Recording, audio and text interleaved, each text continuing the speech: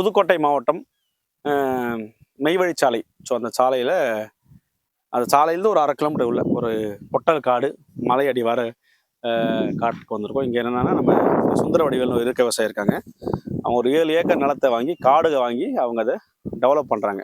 பலம் இல்லாத மண், விவசாய சாத்தியமில்லாத இடத்த வாங்கி அவங்க வந்து இதில் சில தொழில்நுட்பங்களை பயன்படுத்தி, அதாவது வந்து பார்த்திங்கன்னா பண்ணை கொட்டை அமைத்தல், ட்ரன்ச் சுற்றி ட்ரன்ச்சு, ப்ராப்பரான வடிகால் அமைத்தல், இயற்கை விவசாயம், மல்ச்சிங், இது மாதிரி பல விஷயத்தை இயற்கை கையில் கொண்டு அவங்க இந்த விவசாயத்துக்குள்ள வந்திருக்காங்க.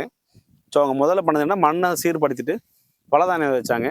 வச்சு நம்மகிட்ட வந்து பார்த்திங்கன்னா ஒரு 1000 மகோகனி செடி, ஒரு 6000 அனாசி செடி கொடுத்தோம். நிலம்பூர் தேக்கு ஒரு 200-300 செடி கொடுத்தோம். அது எல்லாத்தையும் வச்சு அவங்க பராமரிக்கிறாங்க. இங்கே வந்து பார்த்தீங்கன்னா ஒரு 8 மாதம் ஆன தோட்டம் இது. இந்த தேக்கெல்லாம் பாருங்கள், நிலம்பூர் தேக்கெல்லாம் பாருங்கள், வளர்ச்சி கொஞ்சம் கம்மியாக தான் இருக்கும். பட் இந்த சூழலுக்கு இது வந்து நல்ல வளர்ச்சி. அதாவது வந்து நிலம்பூர் தேக்கு நம்ம சமையலில் 3 மாதத்துலேயே 15 அடி போன தோட்டம் நம்ம பார்த்துருக்கோம். இங்கே வந்து ஒரு 8 மாதம் ஆயிடுச்சு. சில செடிகள் அங்கே பார்த்தீங்கன்னா அவங்கெல்லாம் பாருங்கள் ஒரு 10 அடியில் இருக்குது. தெரியுதாப்பா? இங்கேப்பா.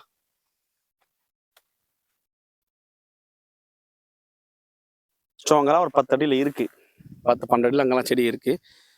பட் இந்த வளர்ச்சியை அவங்க ஒன்றுமே வளமே இல்லாத இடத்துல அவங்க இருக்கிற சின்ன இடத்துல பலதானியம் விதைச்சி, பண்ணைக்குட்டை அமைச்சு, அப்புறம் சுற்றி மல்ச்சிங் சொல்லக்கூடிய உயிர் மூடாக்கு போட்டு, இங்கே பாருங்கள் ட்ரென்ச் விட்டுருக்காங்க. இப்போ நிலத்துக்கு நடுவில் தண்ணியோட ஈரப்பதத்தை சேகரிக்கும், வர மழை நீரை ஹார்வெஸ்ட் பண்ணுறதுக்கான ட்ரென்ச்சிங் மெத்தட். ஸோ இதை மாதிரி பண்ணி அவங்க இந்த தேக்குகளை டெவலப் பண்ணுறாங்க. இந்த நிலம்பூர் தேக்கு வந்து நிறைய பேர் கேட்டாங்க, இந்த சமவெளியில் வருமா, நம்ம ஊரில் இருந்தாலும் வளர்ச்சிருக்குமான்னு.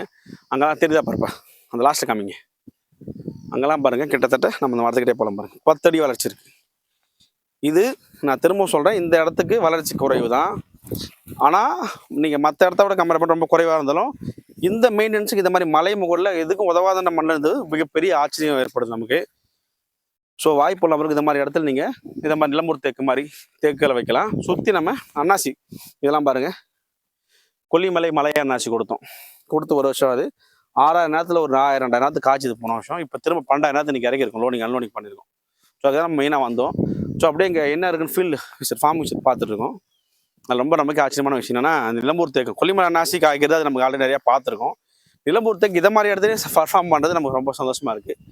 இங்கேப்பா ஒரு 8 மாதம் அந்த செடி கொடுத்து 8 மாதம் நாட்டு தேக்கு சராசரியான ஃபெர்டைல் எல்லாம் ஒரு லைட் வளராது. இங்கே இப்போ ஸ்டெம்மை பாருங்கள், கிட்டத்தட்ட ஒரு 12 அடி இருக்கும்.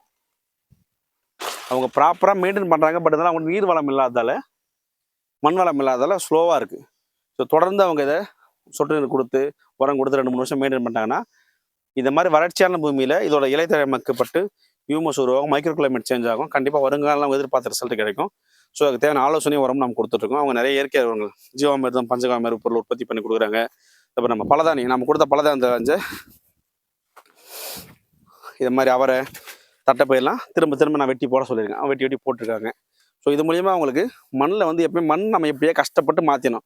ஒரு லெவல் நம்ம மாற்றிட்டா அப்புறம் தொடர்ந்து நமக்கு அது கொடுக்க ஆரம்பிச்சிடும். மேல் தெளிப்பில் விவசாயத்தில் வந்து டெம்பரரி தான். மண்ணை நீங்கள் அடியில் எவ்வளோக்கு எவ்வளோ ஹியூமஸ் ஓசி ஆர்கானிக் கார்பன் லெவல் இன்க்ரீஸ் ஆக இருந்தாலும் உங்களுக்கு மைக்ரோ ஆர்கானிக்ஸ் டெவலப் ஆகும். இந்த மண்ணில் மைக்ரோ ஆர்கானிக்ஸ் ரொம்ப கம்மியாக இருக்கு. ஏன்னா ஈரப்பதமே இல்லை. 4 போக்கில் இதெல்லாம் டெவலப் ஆச்சுன்னா கண்டிப்பாக அவங்க எதிர்பார்த்த ரிசல்ட் கிடைக்கும். ஓகேங்களா? ஸோ உங்களுக்கும் தரமான கொல்லிமலை மலையனாசி வேணாலும், இல்லை நிலம்பூர் தேக்கு வேணாலும், பலதானியம் வேணாலும், இல்லை இந்த மாதிரி நிலத்துக்கு தேவையான ஆலோசனைகள், வேறு என்ன வைக்கலாம் வைக்கக்கூடாதுலாம் நீங்கள் தாராளமாக உள்ள தனியோட தொடர்பு கொள்ளலாம். உங்களுக்கு தேவையான ஆலோசனை நாங்கள் தயாராக இருக்கும். நன்றி, வணக்கம்.